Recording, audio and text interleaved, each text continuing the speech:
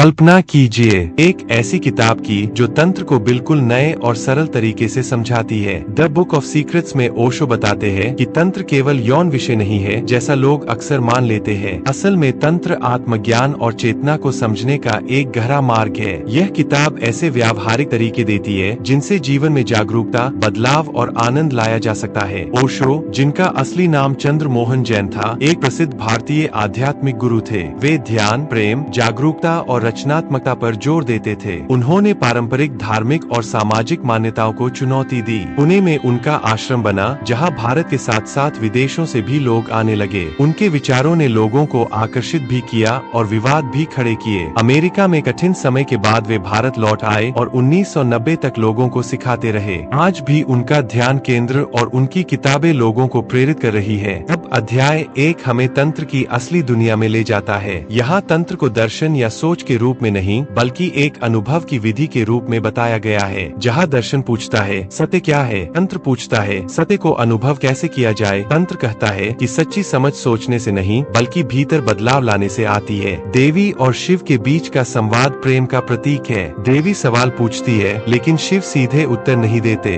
वे ऐसे तरीके बताते हैं जिनसे साधक स्वयं सत्य को अनुभव कर सके। यहाँ प्रेम वह रास्ता बनता है जहाँ दो अलग अलग अस्तित्व मिटकर एक हो जाते हैं। यही कारण है कि कहा जाता है ईश्वर प्रेम है। तंत्र यह भी समझाता है कि संदेह मन से पैदा होता है। केवल जवाब देने से संदेह खत्म नहीं होता, उसके लिए भीतर परिवर्तन जरूरी है। इसलिए देवी की इच्छा केवल जानकारी पाने की नहीं बल्कि अनुभव से बदलने की है। तंत्र में 112 ध्यान की तकनीकें बताई गई है जो हर व्यक्ति की अलग अलग मानसिक अवस्था में मदद कर सकती है। इसका लक्ष्य है नो माइंड की अवस्था, जहाँ मन के विचार रुक जाए और व्यक्ति वास्तविकता को साफ साफ महसूस कर सके। तंत्र किसी धर्म या संस्कृति से बंधा नहीं है, यह हर उस व्यक्ति के लिए है जो खुद को समझना चाहता है। इसे एक उदाहरण से समझिए। सोचिए आप समुद्र के किनारे खड़े हैं, आप उसकी गहराई